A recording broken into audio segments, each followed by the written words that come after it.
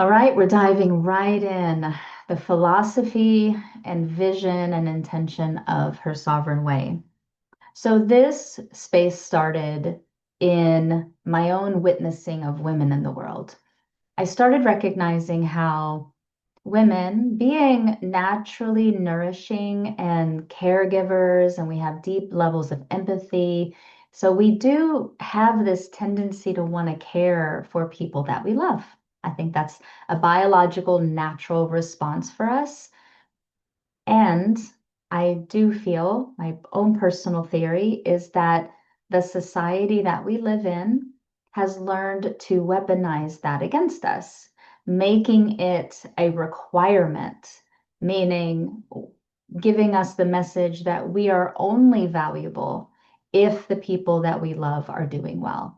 And so that really sets us up for the chronic overgiving, the chronic overdoing, and putting others first. And then we harm ourselves in the process. So we take care of others at the cost of our own well being. And I saw this disproportionate energetic exchange of we're expected to give and we generally don't receive. And I can go all into my own personal theories around why that is, and it doesn't matter. But that's what I started noticing. I also noticed that women can go into performance. We can get a lot of masks going because that feels so overwhelming. We do tend to push ourselves too hard and we don't recognize when we're doing it. Again, that programming comes into the subconscious that you're only valuable if, and so we're compelled to keep going, and that lends to depression, exhaustion, chronic fatigue, burnout. I didn't want that. I've experienced that. I didn't want that. I didn't want that for others. And so the idea behind her sovereign way is a safe container where women can arrive right where they are, any form of emotional level, of mental level, of physical level, of spiritual level, any space that they are in to arrive as is, to simply be. And we hear this a lot in spiritual communities: be, right? Just be, but nobody actually tells you how to be. What's annoying. So that was my idea is can we create a space where there's nobody to care for? No woman, no one woman, including me, is caring for anyone else. We are care, but nobody is rescuing or fixing or people pleasing, none of that. So can a woman be able to come into this space and drop that, allowing her to rest in her own body, be able to drop the masks, drop the performance, because there's no perfection here. There's no expectations here. You're not expected to be anything other than who you be in the moment. And some days that's a beautiful mess. And some days you are a rock star and you're on top of the world. You are welcome at any level that you be. Okay. And so the idea is if like my concept, my theory was if I could provide a space where women could come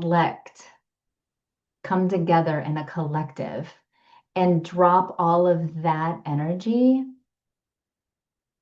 I wonder what would shift in the woman. I wonder how she would be able to come back to herself. I wonder what it would look like if she truly belonged to self.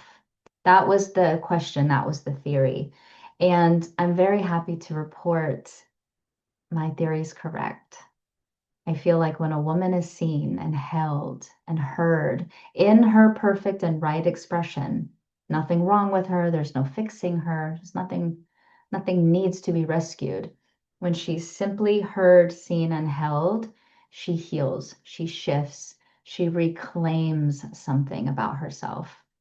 And when a woman belongs to herself, she becomes unapologetically her whole self. She can go from this container into the world and be that. And then what would this world be if women had that? That's the concept. That's the theory. And so I wanted to create a space where we could do that, where we could drop the armor. There's no mean girl energy here. I know that I've heard from a lot of women where, and myself included, I haven't felt safe in groups. I don't really like women's groups. I don't really get along with women. Like there's a lot of language that I've heard over the years. Um, we are not that. Now, it doesn't mean we're perfect. I need that to be kind of added in there. I have made mistakes. So it's not about perfection. It's not about the people pleaser niceties where we're all smiling and everyone's pleasant and we're having our tea while we're playing cribbage in the 50s. That's not what we're doing. We're real and we're flawed. And whenever there is a mistake, we simply have the opportunity to clean it up with each other. And I will be the first to do that if there's ever an overstep on my part. Like it's not about perfection, it's about authenticity. And those two things are very different. And so this is an authentic space of safety. And truly, too, in that safety, we are learning co-regulation. We are learning to be sovereign in our own field and regulate with other women. That's powerful. So it isn't always about perfection. Some people, you'll slip or you'll say the wrong thing, or maybe you hurt somebody's feelings, but there's accountability and responsibility there. So it's not about perfection, it's about authenticity. And I really feel like those are qualities that are not um, practiced in our world in a safe container. In a safe container. Okay. So my cat's asleep down there in the bottom. So overall, the train of thought that goes through my mind is women were born knowing who they are. And then this world told us who we were supposed to be. And my lights are really bright. I'm just noticing. And in the interim of that, we have forgotten our innate power. And we've bought into the story that we're only valuable if everyone around us is thriving. And so, what is a woman worth truly when she comes back to herself? Can she belong to herself? That's truly what her sovereign way represents, is a safe space to drop the masks, to breathe, to not go into your role of people pleaser or caregiver, and just be on your own journey, but not alone. And that's something that I'll say often is we're all walking our own individual journey. Like I'm developing in the direction I want to develop. We're not a hive mind. So I am developing in my way. I just don't have to do it alone. So you get to develop in your way and go in the direction that feeds your soul and enlivens your spirit. You just don't have to do it alone. So we're all in it together, just in our own individual expressions. So we're really happy to have you. And in the following videos, I'll be breaking down some other pieces of information. But my invitation in this moment is pause this video and just kind of sit with that, like what that means to you. What does sovereign mean to you? What called you to be here? Like just your own ponderings. This isn't like a quiz and you have to give me the answers later.